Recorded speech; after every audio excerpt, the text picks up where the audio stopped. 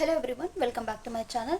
So last వీడియోస్లో మనం కడప డిస్టిక్కి సంబంధించిన ఎన్ని పోస్టులు ఉన్నాయనేది ఒక వీడియో అయితే చేశానండి.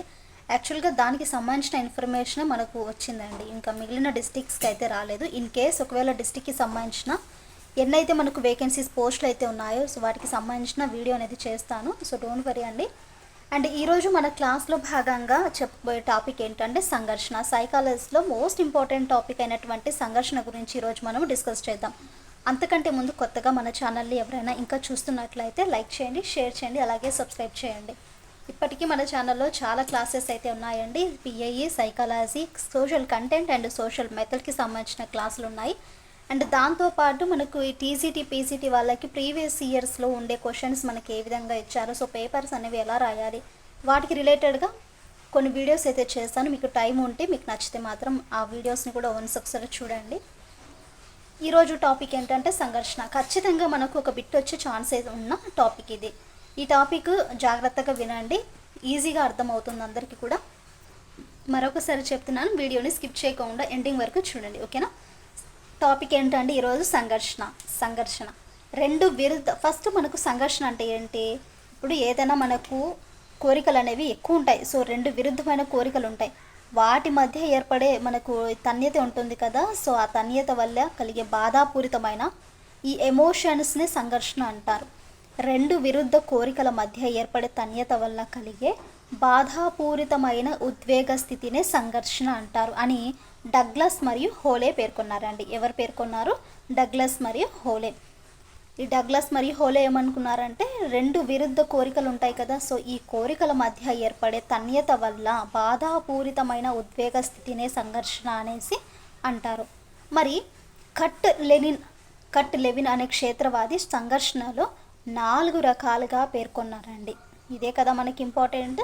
కట్ లెవిన్ అనే క్షేత్రవాది సంఘర్షణలు ఎన్ని రకాలుగా పేర్కొన్నారండి? ఇక్కడ 4 రకాలుగా పేర్కొన్నారు. సో పేర్కొన్న వ్యక్తి ఎవరు? Cut Levin.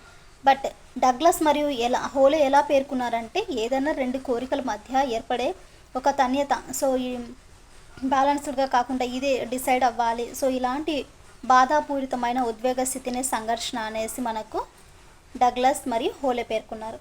సో మరి కట్ లెవిన్ వచ్చేసి సంఘర్షణలు 4 రకాలుగా విభజించారు. అందులో ఫస్ట్ వన్ చూసుకుంటే ఉపగమ సంఘర్షణ. ఉపగమ సంఘర్షణ అండి. సో ప్లస్ అని గుర్తుంచుకోండి. రెండు అనుకూలమైన లక్ష్యాలలో ఏదో ఒక దానిని మాత్రమే ఎంచుకోవాల్సినప్పుడు కలిగే సంఘర్షణ. అంటే ఇక్కడ చిన్న ఎగ్జాంపుల్ చూడండి. మనకు ఏదైనా ఒక సిచ్యువేషన్ ఉంటుంది, ఇక్కడ రెండు కూడా ఇష్టం ఉంటాయండి. రెండు అనుకూలమైన లక్ష్యాలలో ఏదో ఒక దాన్ని మనం చూస్ చేసుకోకున్నప్పుడు జరిగే సంఘర్షణ అండి. అంటే ఇక్కడ ఒకే సమయంలో తనకెంతో ఇష్టమైన 2 ఉద్యోగాలు వచ్చినప్పుడు వాటి నుండి ఎంపిక చేయవలసిన సందర్భం.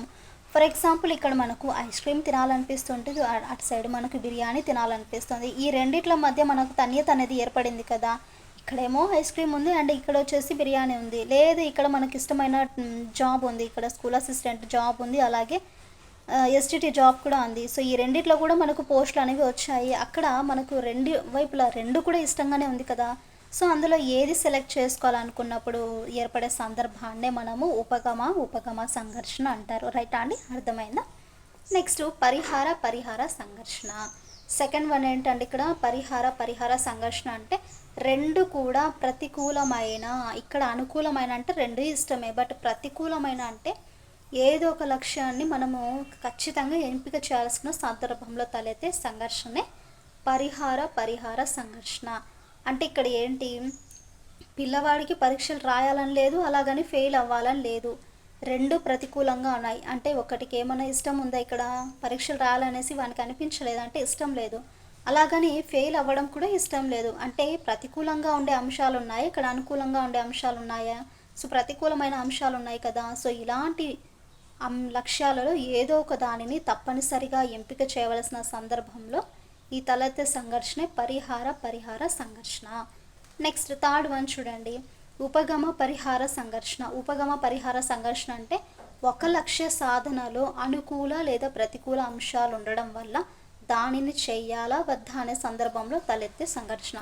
ఫర్ ఎగ్జాంపుల్ చూడండి, ఇక్కడ తల్లిదండ్రులకు తెలియకుండా సినిమాకి వెళ్ళాలనుంది కానీ తెలిసిపోతుంది అనేసి భయము, లక్ష్య సాధనలో అనుకూలం ఉంటుంది అంటే ఇష్టం ఉంటుంది, ప్రతికూలం ఉంటుంది, ఇష్టం లేకుండా ఉంటుంది. అంటే ఇక్కడ అంశాలు ఎలా ఉన్నాయంటే ఒకటి పాజిటివ్ ఉండేది, ఒకటి నెగిటివ్ ఉంది కదా. సో ఇలాంటి అంశాలలో ఇది మనము చేయడం కరెక్టా కాదా అని ఏదైనా సమస్య ఉంటుంది కదా. సో అలాంటి సందర్భంలో తలెత్తే సంఘర్షణే ఉపగమ పరిహార సంఘర్షణ. సినిమాకి వెళ్ళాలనేది బట్ తెలిసిపోతుంది అనేసి భయపడుతున్నాడు. అంటే ఇక్కడ ఇష్టం ఉంది కదా. సో ఈ సినిమాకి వెళ్ళడం అనేది ఇష్టము, కానీ తెలిసిపోతుంది అనేది భయం ఉంది కదా, అది ఇష్టం లేనిది అంటే ప్రతికూల అంశం. సో దాన్ని మనం ఉపగమ పరిహార సంఘర్షణ అంటారు. అండ్ లాస్ట్ వన్ చూడండి, ద్వి ఉపగమ పరిహార సంఘర్షణ. ఇది కొంచెము జాగ్రత్తగా చూడండి. ద్వి ఉపగమ పరిహార సంఘర్షణ అంటే మనకు చాలాసార్లు బిట్ అడిగారండి దీనికి సంబంధించింది. రెండు కంటే ఎక్కువ లక్ష్యాల మధ్య అనుకూల ప్రతికూల అంశాలు ఉండడం వల్ల వాటి మధ్య ఎంపిక జరపవలసి వచ్చినప్పుడు తలెత్తే సంఘర్షణ. అంటే ఇక్కడ గుర్తుంచుకోండి, రెండు కంటే ఎక్కువ లక్ష్యాలు, ద్వి ఉపగమ అన్నాం కాబట్టి రెండు కంటే ఎక్కువ లక్ష్యాల మధ్య అందులో పాజిటివ్ ఉండొచ్చు, నెగిటివ్ ఉండొచ్చు. సో ఈ పాజిటివ్ అంశాలు నెగిటివ్ అంశాలు ఉండడం వల్ల వాటి మధ్య ఎంపిక అనేది మనం జరపవలసి వచ్చినప్పుడు తలెత్తే సంఘర్షణే ద్వి ఉపగమ పరిహార సంఘర్షణ. ఫర్ ఎగ్జాంపుల్, ఒక కోచింగ్ సెంటర్లో సైకాలజీ బాగుంది కానీ మెథడాలజీ బాగోలేదు, వేరొక కోచింగ్ సెంటర్లో మెథడాలజీ బాగుంది కానీ ఇంగ్లీష్ బాగలేదు.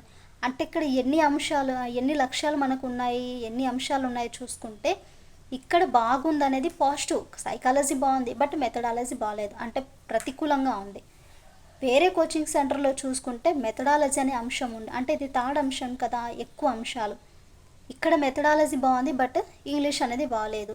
అంటే రెండు కంటే ఎక్కువ లక్ష్యాల మధ్య అనుకూలము ప్రతికూలం అంశాలు ఉండడం వల్ల వాటి మధ్య ఎంపిక జరపవలసి వచ్చినప్పుడు తలెత్తే సంఘర్షణే ద్వి ఉపగమ పరిహార సంఘర్షణ.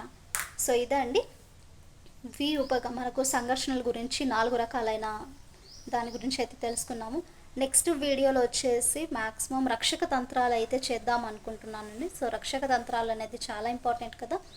సో ఇంతవరకు వీడియో చూసారు కదా. సో క్లాస్ ఏ విధంగా అనిపించిందో ఖచ్చితంగా కామెంట్ అయితే చేయండి. అండ్ చాలామంది పీడిఎఫ్ అడుగుతున్నారండి. సో పీడిఎఫ్ చేయడము కొంచెం కష్టమైన పని అండి. అండ్ దాంతోపాటు నేను ప్రిపేర్ అవుతున్నాను కదా, సో దానివల్ల నేను చేయలేకపోతున్నాను పీడిఎఫ్ అనేది. అండ్ మీ దగ్గర ఇది వచ్చేసి తెలుగు అకాడమిక్ బుక్ అండి. యాక్చువల్గా అందరికీ తెలిసి ఉంటుంది, లాస్ట్ డిఎస్లో మనకు ఈ బుక్సే కదా మనకు చాలా యూజ్ అయ్యాయి అందరికీ కూడా. అండ్ ఇది డిఎస్కి సరిపోతుందా అంటే మీ దగ్గర ఇంకా ఏదైనా కొంచెం డెప్త్గా ఉండే బుక్ అయితే దాన్ని కూడా యూజ్ చేసుకోవడానికి ట్రై చేయండి. అండ్ మ్యాక్సిమము మనకి నోటిఫికేషన్ వచ్చిన తర్వాత సిలబస్ అనేది కంప్లీట్ అవ్వదు, అప్పుడు టెన్షన్ ఉంటుంది కానీ అయిపోజేయాలనేది ఉండదండి. సో మ్యాక్సిమం సిలబస్ అనేది ఇప్పుడే కవర్ చేసుకోండి. చదివినంత ఉంది, సో మనకు చెప్పే కొద్దీ ఇంకా ఎక్కువ ఉంటుంది వీడియో కూడా. చదివినంత ఉంది, టైం వేస్ట్ చేసుకోకుండా ప్రతి క్లాస్ని యూజ్ చేసుకొని అలాగే మ్యాక్సిమం ప్రీవియస్ ఇయర్స్లో ఉండే క్వశ్చన్స్ని ఒకసారి రివిజన్ చేస్తూ వాటిని కూడా యూజ్ చేసుకోవడానికి అయితే ట్రై చేయండి. ఐ హోప్ మీకు వీడియోగా నచ్చితే please to like and share, subscribe to my channel.